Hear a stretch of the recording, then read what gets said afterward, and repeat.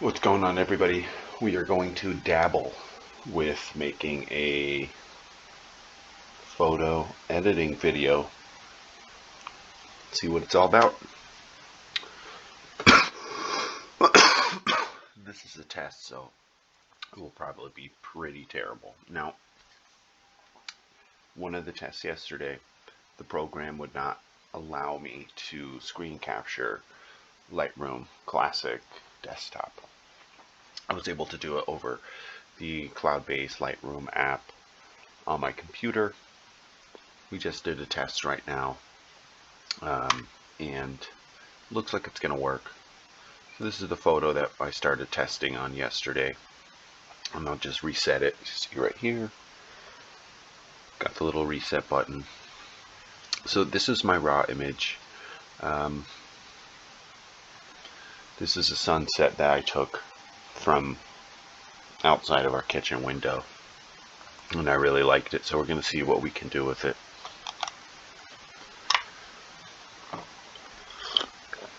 And you can see in the histogram both of the clipping tools, or rather both of the little triangles for the clipping, are highlighted, just showing that, see all this blue right here on the screen, we're losing details in some of the darks and shadows.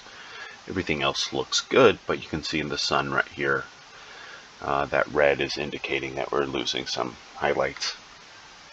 So I like to follow this method that I've learned from someone on YouTube called CCF, at least that's what I call it, color correct finish, or rather correct color finish.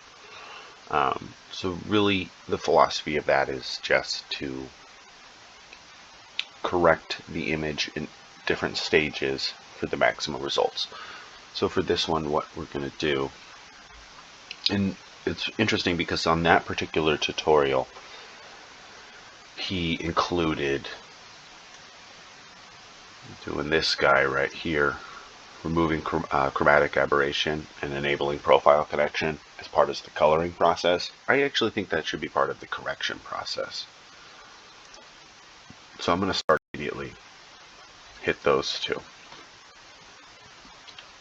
And I like to frequently see what type of changes that made. I saw motion in the screen, so it did something. I can't really tell though. It looks like everything's still pretty much the same, still losing the same amount. In the shadows, you can definitely see this area right here improved a little. We gained a little bit of data back in the photograph by enabling those two corrections. Then I'm going to go here as well. We're going to go up to this little square right under the histogram, crop overlay, just to take a look at my lines. And this looks pretty good. I'm using this building right here as kind of a frame of reference. See, that looks pretty straight. I'm not really going to mess with that too much. And the rest of these sliders here we're going to use in a different stage. So we're going to move into the coloring portion of this. I think my lines are good. There's not really going to be too much more to correct in regards to that. So obviously I'm going to keep this in Adobe Color. It's a sunset, so we don't want that to be in monochrome. Let's take a look at that. Like that does nothing. Okay. We'll fiddle with the white balance just a little. This is as shot. I really like the colors in this. I like the depth of the blue, kind of coming from right to left. It's a little bit lighter, and I really like how it's a little darker right here.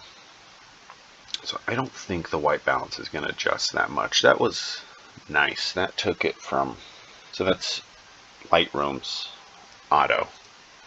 And that's adjusting this to 4350. Whereas shot is 4900. Then you can see if we go all the way to the, rather just in the mid-range, that's the shade preset at 7500. See, it really brought in some warm tones, kind of overlaid that blue sky. Now everything's orange, so we don't really like that. Let's take a look at cloudy. Just taking it down by 1,000. You can see how that orange is definitely toned down, but it's still on there. Kind of from the top left of this image now, working down, we're getting a little bit more blue, but still a little overkill. If you bring it down to daylight, that's 5,500, so that's actually 1,000 over, 1,000 kelvins over on the white balance scale. So I'm going to just kind of keep it there and just work backwards a little. Oops.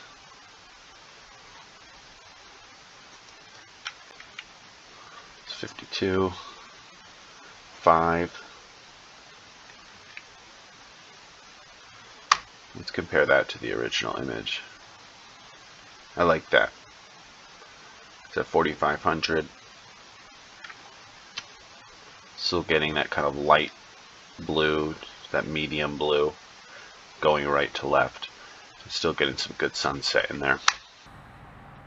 And a pro tip, sponsored by me.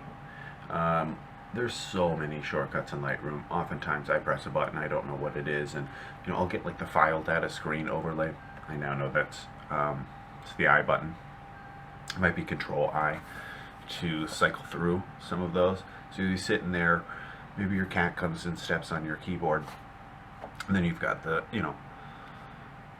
DCF 129.nf, and you can't get it off the screen. Control I. Go ahead and print out a cheat sheet. These are all Lightroom shortcuts. I got 3 pages of them. I don't use most of them. No real need, but still it's something that you can do. Alright, so now we're going to move into the bread and butter.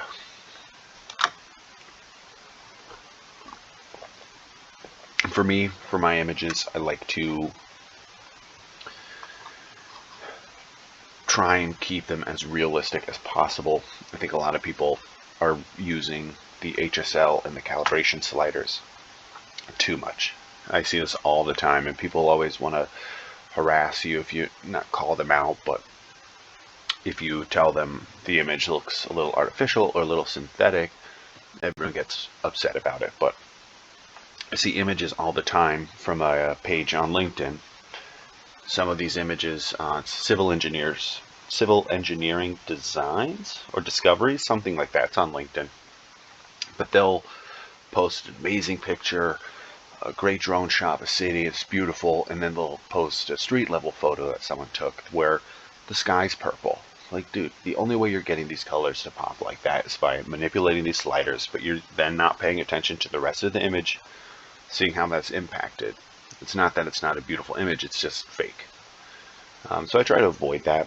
I want to capture my image with near perfect exposure. So I already know from a test yesterday, I'm going to be adjusting this exposure, this contrast information. So let's get into it. You can see when you move this exposure, like boom, that's adding 5 full stops.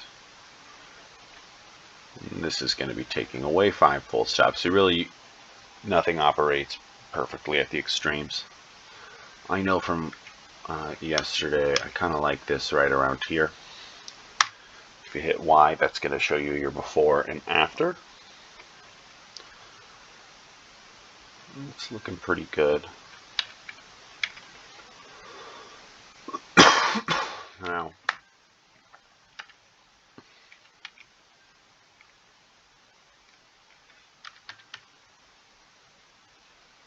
so we do that about, that's 0.3 stops over. Now contrast, I'm not going to manipulate. Excuse me for right now. The reason being, I'm going to try to use some of the other sliders, some of the other categories in here, like tone curve, to try and make those compensations for me.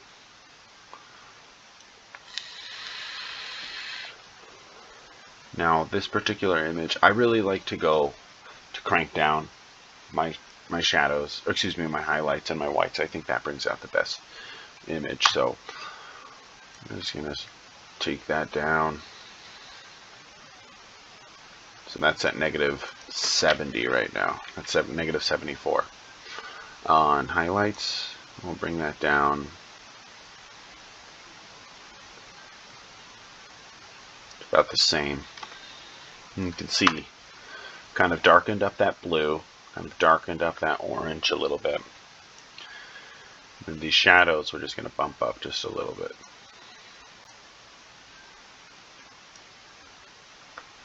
So that's coming along pretty good. You can see we've removed all the blue from the shadow loss. The clippers are both off on both shadows and blacks as far as the whites and highlight section.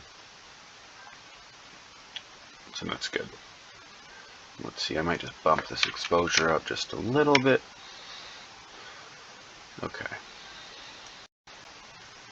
I like to add a little texture to some of my images, but just a little. Like this is something I'm going to keep like under 15 points. Same with clarity, because they can have a really dramatic impact on your image, and I don't think that that's always for the better. That's one of those things where, you know, obviously we're all here manipulating our images, but this is something that can take it just a step too far, in my opinion. Okay, so next step that I'm going to do, I'm going to come right down in here. We're going to hit some of these sliders.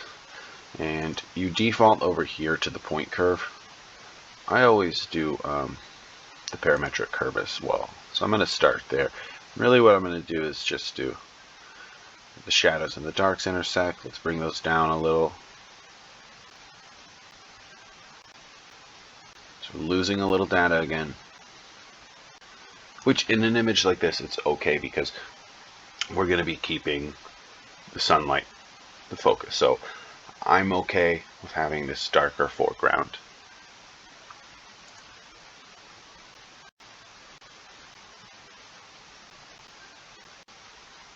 Just increase the highlights there just a little. Now we'll go here into the point curve. We're going to do the same thing. We're going to work with just an S curve. So you see how dramatically that changes the photo.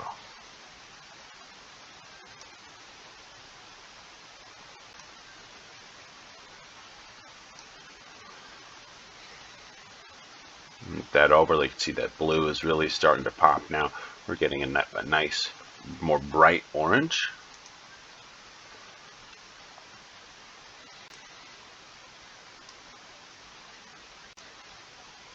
Not all the adjustments have to be dramatic. That will definitely impact the photo.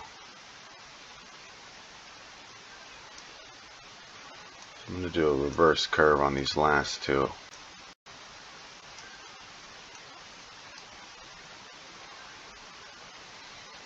Now see, I'm not liking that.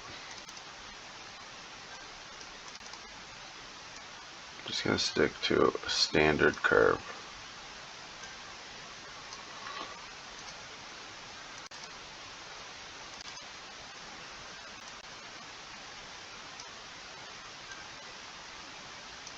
It's all about balance.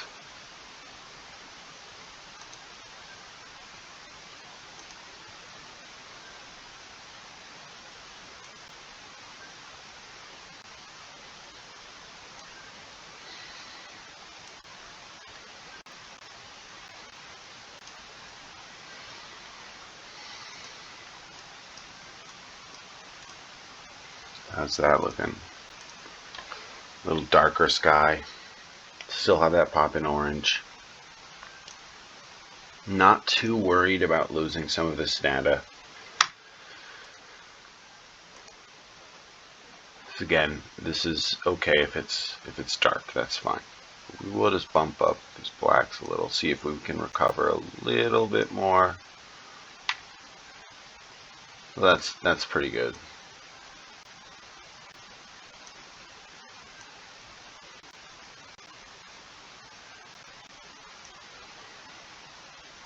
That's real good. I'm liking that so far. Okay.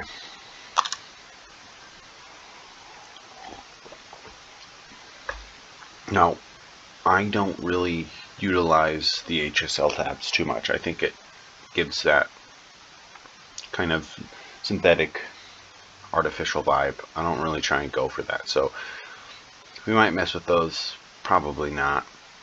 But we will come down here into color grading though.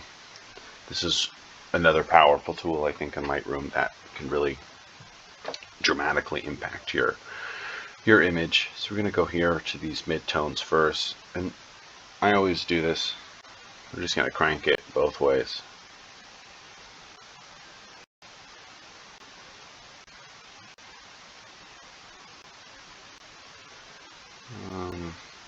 Just adding points to that.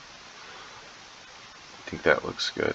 Go down here to shadows. Now if we bump these shadows up, you see we really get rid of that data loss, but just a little. I don't want that to, to be the main focus point of this image. I don't think it is, but we'll go down here to highlights. We're probably going to crank that down a little.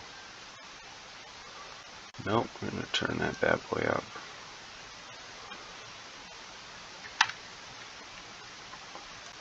See, blending too, bring it all the way across, all the way down, so you can see as we blend it, that image is getting a little bit brighter. Balance, just add a little, and then you can see we already did the removal of the chromatic aberration, as well as enabling the profile corrections. And then you can see right here, that's the lens data, so it's using my Sigma 30 Sexy. So you got these other sliders here. We're not really gonna. So you're gonna be more for adjusting those lines, those verticals. The effects tab we're not really using too much. So calibration, this is another one of these very powerful tools. If you mess with a slider too much, I think it just throws your image out of whack. It doesn't look authentic anymore. So we will adjust it barely. Now, the most powerful one is definitely the blue. That can have the most positive impact on your image. And again, I'm not really going to mess with the hue. Only the saturation. You see, we go all the way to one end, all the way to the other. So like this looks better in my opinion than this. Like I don't like that the colors pop too much. It looks fake. Like, to me that's not authentic. Those blues aren't real. So we're going to turn that down just a little bit. We'll take it to 25. Hit Y. So that's looking pretty good. We're still getting that pop right there. A nice little ribbon of that orange. You can see in the sky.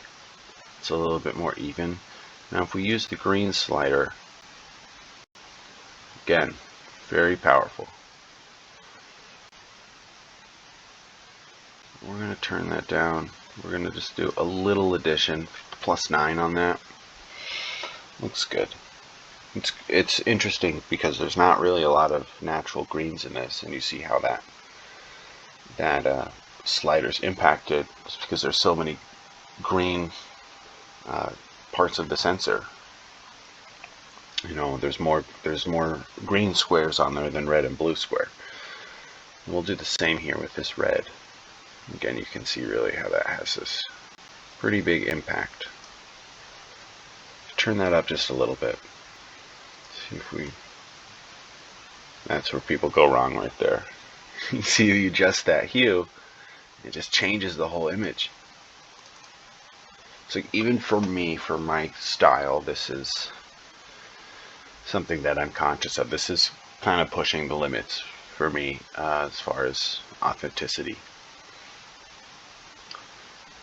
And then I think we will come back up here just a little in the HSL tab. I don't think these reds are really going to do too much because there's nothing really red in there. Oranges though, you can see that.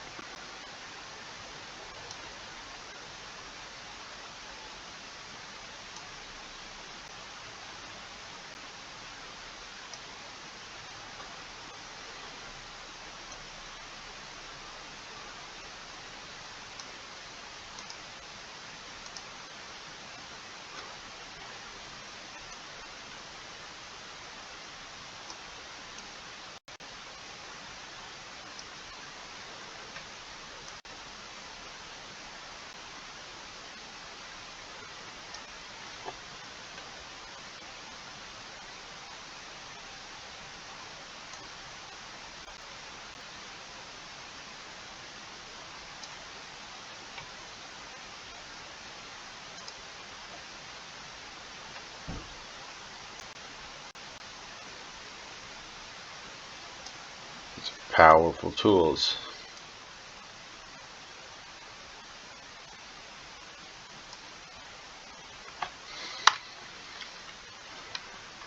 Alright, and I think that's good. This weird house right here, I'm not really going to do too much with it. I don't want it to be a distraction, so I'm not going to work on throwing, any type of layer on here and increasing the exposure. Look at the sun. There you got these beautiful rays coming down. So I think that's good. I think I'm going to leave this image like that. Just throw that on again.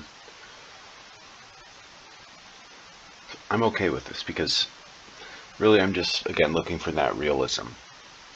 Have I seen sky this color blue? You bet you have. Same with this orange as far as the sunset. So you don't know if it's dramatic, but it's definitely pushing the boundaries a little bit as far as my style. I'm okay with this though, so I think I'm going to leave this be. And yeah, hope you enjoyed this. We'll see how it comes out. I'm going to do some editing of it right now. Thank you very much for watching. You have a great day.